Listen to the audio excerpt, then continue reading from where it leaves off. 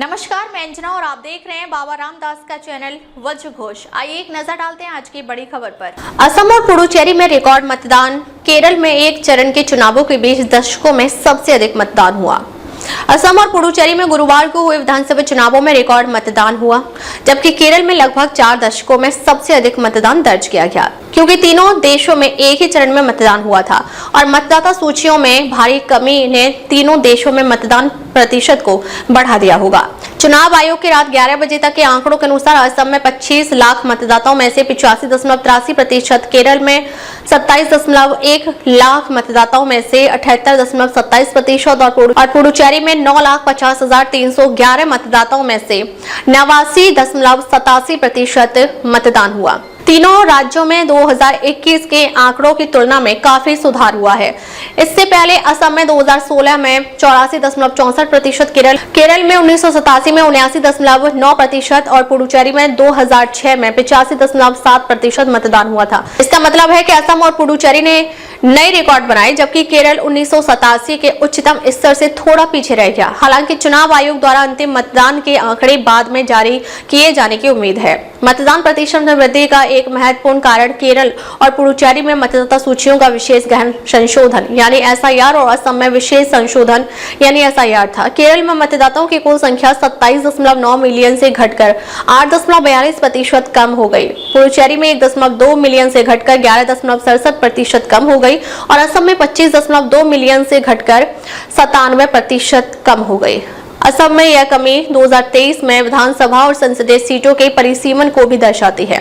मतदाताओं की कुल संख्या लगभग समान रहने पर भी कम संख्या होने पर मतदान प्रतिशत बढ़ जाता है। केरल में यह एक बेहद महत्वपूर्ण मुकाबला है, जिसमें 3 पक्ष आमने सामने हैं। सत्ताधारी CPM के नेतृत्व वाला वाम लोकतांत्रिक मोर्चा, जो लगातार तीसरी बार सत्ता में आने की कोशिश कर रहा है, का सामना कांग्रेस के नेतृत्व वाले संयुक्त लोकतांत्रिक मोर्चे से है, जो एक दशक बाद सत्ता विरोधी लहर का फायदा उठाकर वापसी की उम्मीद कर रहा है, और भाजपा के नेतृत्व वाले NDA से है, जिसके पास निवर्तमान विधानसभा में एक भी सीट नहीं है और वह राज्य के स्थापित राजनीतिक एकाधिकार को तोड़ने की कोशिश कर रहा है।